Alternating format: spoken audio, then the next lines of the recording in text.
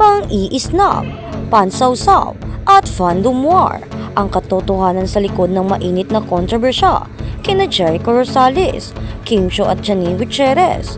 Kung bago ka lang sa channel na ito, huwag kalimutang mag-like, share, comment, and subscribe. At huwag kalimutang pindutin ang notification bell icon para maging updated ka sa bawat upload nating video. Sa isang mundong umiikot sa kislap ng mga kamera, matatamis na ngiti sa harap ng publiko at mga nakasulat na script, madalas nating nakakalimutan na ang mga artistang hinahangaan natin ay mga totoong tao rin na may komplikadong emosyon at relasyon. Ang industriya ng showbiz sa Pilipinas ay kilala sa pagbuo ng magagandang pagkakaibigan at samahan na madalas ay inaakala nating panghabang buhay. Ngunit paano kung ang isang pagkakaibigang inaakala ng lahat na matibay ay bigla na lamang gumuho sa isang iglap? Paano kung ang mga taong dating nagtatawanan at komportable sa isa't isa ay bigla na lamang naging malamig at tila mga istanghero? Ito ang kasalukuyang palaisipan na gumugulo sa isipan ng libo-libong tagahanga matapos pumutok ang pinakamainit na kontrobersya na kinasasangkutan ni Jericho Rosales, Kim Chiu at ang kasalukuyang karelasyon ni Jericho na si Janine Gutierrez. Ang isyong ito ay hindi lamang simpleng tampuhan ng mga artista. Ito ay isang malalim na pag-aaral sa kung paano gumagalaw ang dynamics ng kapangyarihan, respeto at impluwensya sa loob ng industriya. Nagsimula ang lahat sa isang tila simpleng interaksyon na nag-iwan ng mapait na lasa sa bibig ng mga nakasaksi. Isang pangyayari kung saan ang tinaguri ang Chinita Princess na si Kim Chiu ay binigyan umano ng malamig na pakikitungo ng dati niyang malapit na kaibigan at kapitbahay na si Jericho Rosales.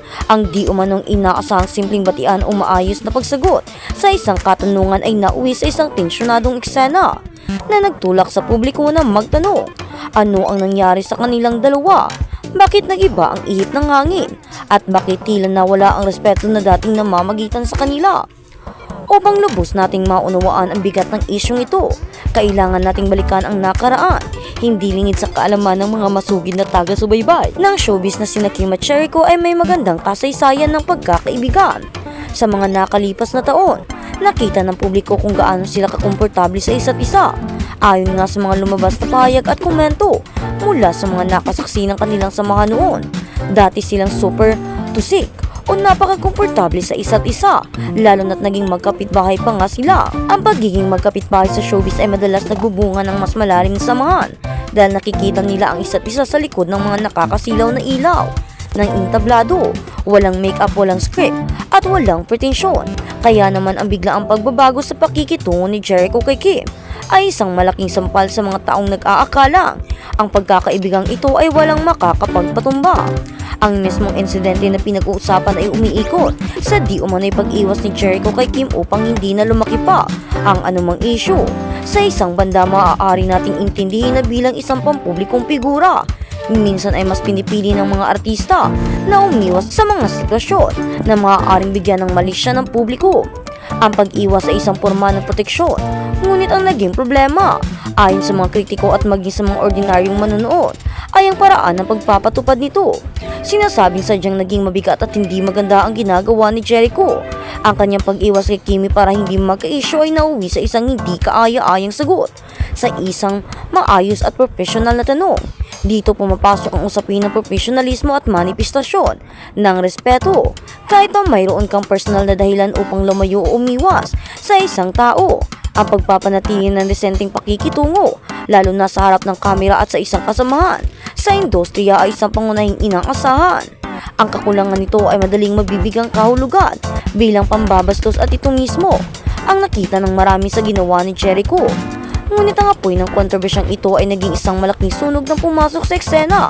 Ang isa pang malaking pangalan, si Janine Gutierrez. Sa halip na humupa ang usapin, lalo itong lumaki. Ayon sa mga kumakalat na ulat at mainit na talakayan online, tinawag di umano si Janine na OA o overreacting si Kimi.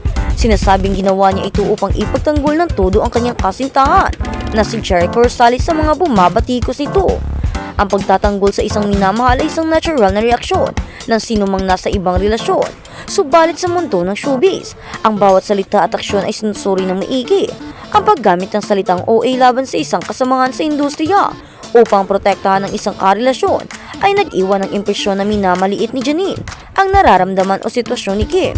Dahil sa naging aksyon na ito ni Janine, hindi maiwasan ng publiko na magtanong ng napakaraming bagay. Bakit nakikisawsaw? Anong role niya nito? Ito ang dahilan sa mga pinakamatinding katanungan na ibinabato sa kanya ngayon. Marami ang nagpapalagay na dahil nagkaayos na o nananahimik na sana ang isyo, ang pangimas ni Janine ay muling nagpainit dito. Sa halip na maging tagapamayapa, tila siya pa ang nagbuhos ng gasolina. Ang malala pa rito na buong espekulasyon at hinala sa isipan ng maraming netizens na baka nga may kinalaman si Janine kung bakit nagiba ang pakikitungo ni Jericho kay Kim. Baka kaya biglang naging iniiwasan ni Jericho si Kim ay dahil sa impluwensya o kagustuhan ni Janine. Ang mga ganitong hinala, totoo man o hindi, ay patuloy na sumisira sa imahe ng magkasintahan. Dahil sa magkakasunod na kaganapang ito, hindi na iwasan ang sumiklab ang isang malawakang fandom war o digmaan ng mga taga-suporta sa social media. Nag-away tuloy ang mga fandom sa isang panig. Naroon ang mga tapat na tagapagtanggol ni Kim Chiu na hindi makapapayag na bastusin o maliitin ang kanilang iniidolo. Kilala si Kim sa kanyang napakabait na disposisyon, isang taong laging nakangiti at marunong makisama kahit kanino. Para sa kanyang mga fans, ang pagiging sobrang mabait ni Kim ang dahilan kung bakit siya inaabuso ng iba, at ito rin daw ang naging dahilan kung bakit marami ang naiinggit sa kanya. Mahirap din kasi kung sobrang mabait marami ang naiinggit, ayon nga sa sentimento ng marami. Sa kabilang panig naman ay may mga taga-suporta ni Jericho at Janine na buong tapang na dinedepensahan ang magkasintahan. Iginigiit na may karapatan silang protektahan ang kanilang relasyon at personal na espasyo. Ang ganitong uri ng banggaan sa social media ay hindi na bago, ngunit palagi itong ipinapakita kung gaano kalalim ang emosyon na koneksyon ng mga Pilipino sa kanilang mga idolo. Sa gitna ng lahat ng kaguluhan, ito ay may isang nakakabahalang pattern na tila lumilitaw pagdating sa pag-uugali at profesionalismo sa loob ng industriya. Upang mas maunawaan ang kulturang ito, mainam na tingnan ng isang panghiwalay ngunit may kaugnay na insidente. Binanggit din ng mga nakasaksi sa parehong konteksto ng diskusyon. Mayroong isang panauhin o guest sa isang sikat na programa na nagtangkang mag-promote ng kanyang kanta. Inaasahan mula sa isang nagpo-promote na ibigay ang kanyang buong husay at ineriya. Subalit ang nasabing panauhin ay nagdahilan na siya ay paus. Dito ay hindi napigilan ng sikat na host na si Vice Ganda o Meme na magbigay ng kanyang reaksyon. Ayon sa kanya, bakit kailangang umusta ng ganoon para bang minamaliit o pinipilosopo ang mga host ng programa? Bakit ganun ba? Huwag naman para bang pinipis pa ang mga host. Ang mariing naging payag ni Meme. Bakit mahalaga ang insidenteng ito na pangunahing napausa issue sina Kim, Jericho at Janine?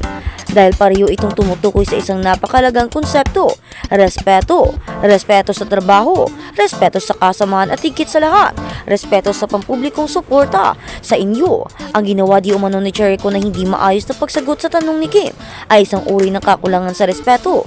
Ang pagtawag di umano ni Janine na OA kay Kim ay isang manifestasyon din ng kawalan ng respeto sa nararamdaman ng iba. At ang pag-asta ng ibang guest na tila walang gana o nagdadahilan sa harap ng mga host na nagtatrabaho ng maayos ay saring malinaw na kawalan ng profesionalismo. Big respect matulungin. Ito dapat ay umiiral na kultura sa isang ordinaryo o industriyang pinapatakbo ng kolaborasyon.